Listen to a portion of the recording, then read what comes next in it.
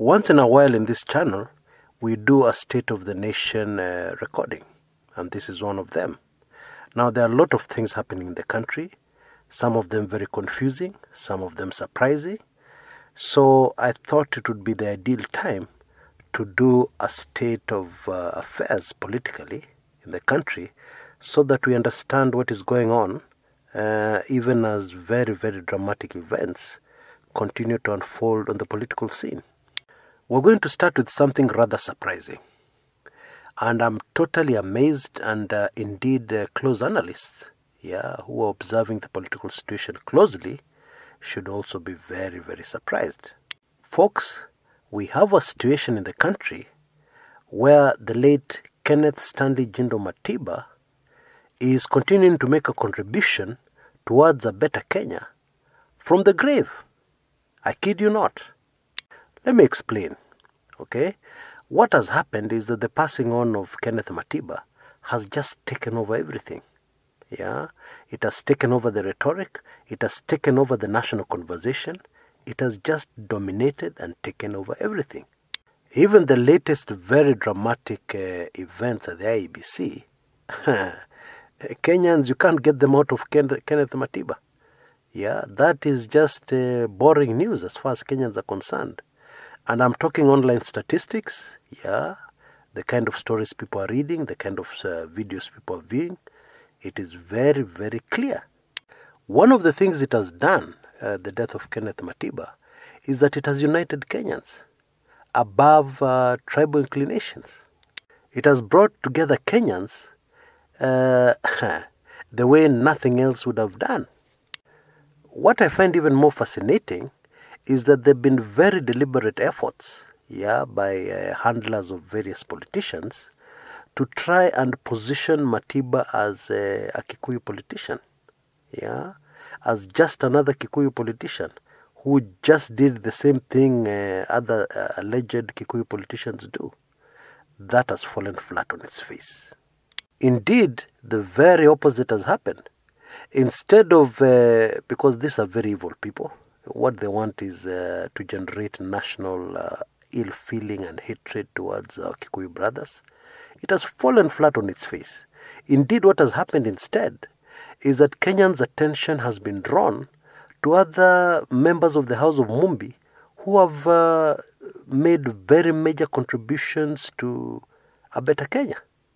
A case in point, J.M. Kariuki. Another case in point, Matiba's colleague and close friend, Charles Rubia.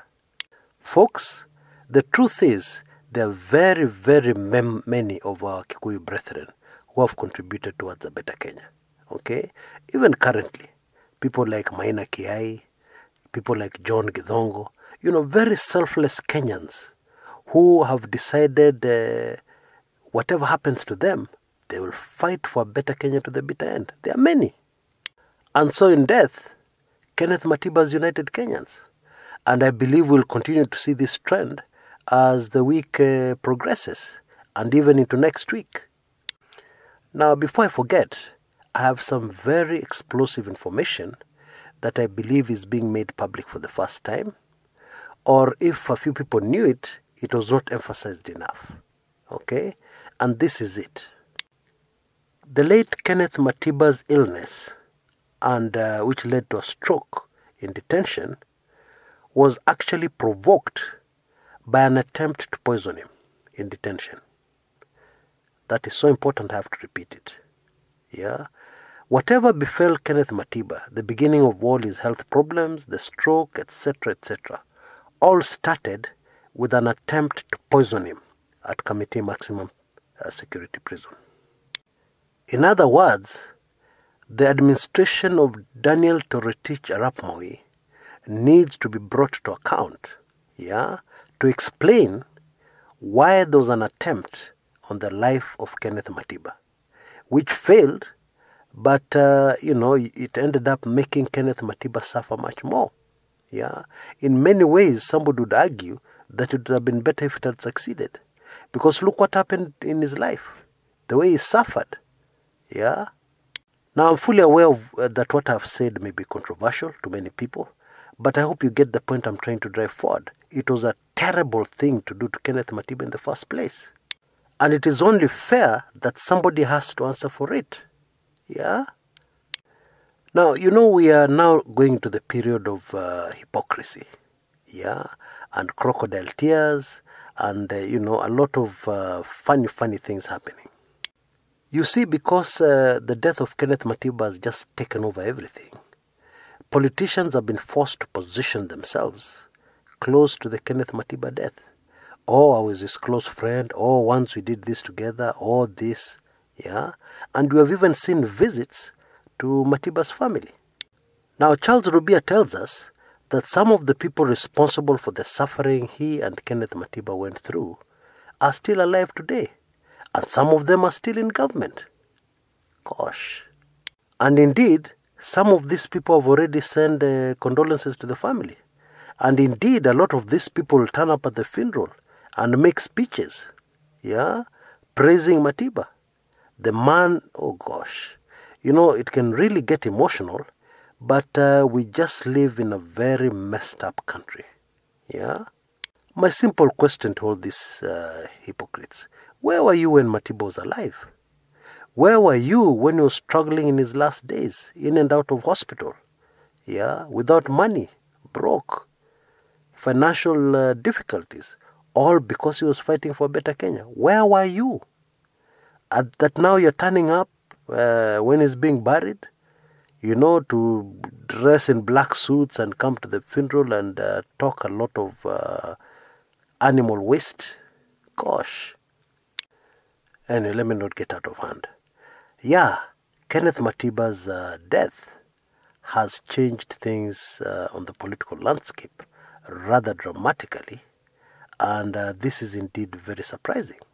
You see, one of the reasons why propaganda has not been able to win is that we have one of those very few cases where the truth has just overwhelmed everything. The man's track record has just overwhelmed everything. What the man did, what he achieved, has just overwhelmed everything. And especially lies and propaganda and misinformation about his life and trying to skew his legacy, change it into something else that it was not. All that has been overcome by the truth and nothing but the truth.